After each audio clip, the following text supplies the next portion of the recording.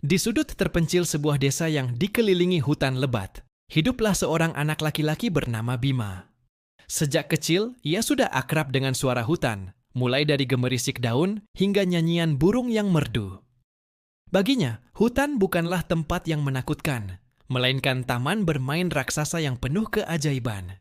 Ia belajar mengenali jejak binatang, membedakan jenis-jenis pohon, dan bahkan mengerti kapan hujan akan turun hanya dengan mencium aroma tanah. Orang tuanya selalu menasihatinya untuk menghormati hutan dan semua isinya. Hutan memberi kita kehidupan, Bima, kata ayahnya. Jadi kita harus menjaganya dengan baik. Nasihat itu selalu ia pegang teguh. Suatu sore yang cerah, saat matahari mulai condong ke barat, Bima memutuskan untuk berjalan-jalan di pinggir hutan seperti biasanya. Ia suka mengumpulkan bunga liar untuk ibunya atau sekadar mendengarkan simfoni alam yang menenangkan. Namun, hari itu terasa berbeda. Saat ia melewati semak-semak lebat yang jarang ia datangi, ia mendengar suara rintihan yang sangat lemah, nyaris tak terdengar. Awalnya, ia mengira itu hanya suara angin, tetapi rintihan itu terdengar lagi. Kali ini lebih jelas.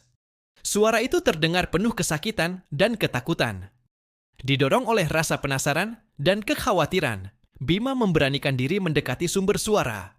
Dengan hati-hati, ia menyibak dedaunan lebat yang menutupi pandangannya. Matanya membelalak tak percaya.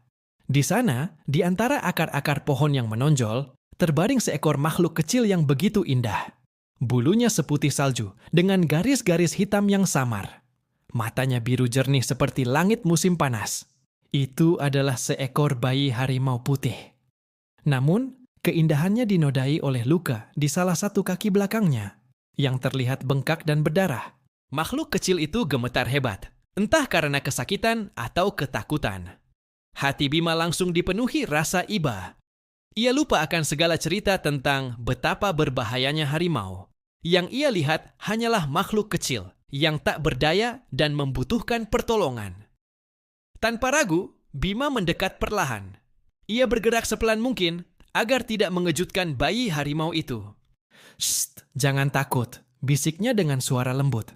"Aku di sini untuk membantumu." Ia mengulurkan tangannya, menunjukkan bahwa ia tidak bermaksud jahat.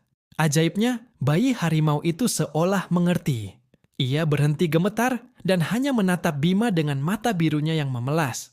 Bima teringat ajaran kakeknya tentang ramuan herbal dari daun-daun di hutan. Dengan sigap, ia memetik beberapa jenis daun yang ia kenali dapat menghentikan pendarahan dan mengurangi rasa sakit.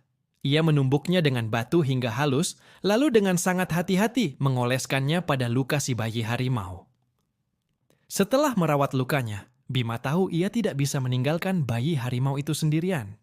Induknya entah di mana, dan dengan kondisi terluka, ia bisa menjadi mangsa empuk bagi predator lain. Dengan keberanian yang luar biasa, Bima memutuskan untuk membawanya pulang. Ia melepaskan syal yang melingkar di lehernya, dan dengan lembut membungkus tubuh mungil bayi harimau itu, lalu menggendongnya dengan penuh kasih sayang.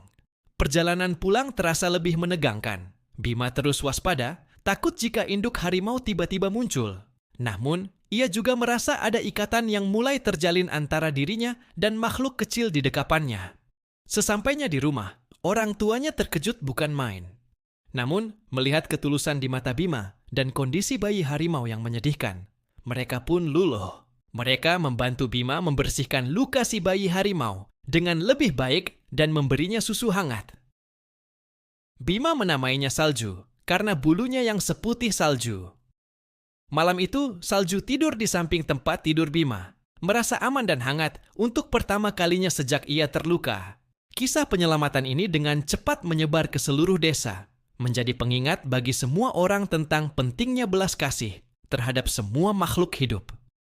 Bima telah membuktikan bahwa keberanian sejati tidak diukur dari kekuatan, tetapi dari besarnya hati untuk menolong mereka yang lemah. Terima kasih sudah menonton kisah mengharukan Bima dan Salju. Jika kalian suka dengan cerita ini, jangan lupa untuk menekan tombol like, bagikan ke teman-teman kalian, dan tentu saja subscribe channel ini agar tidak ketinggalan video-video inspiratif lainnya. Sampai jumpa di video berikutnya.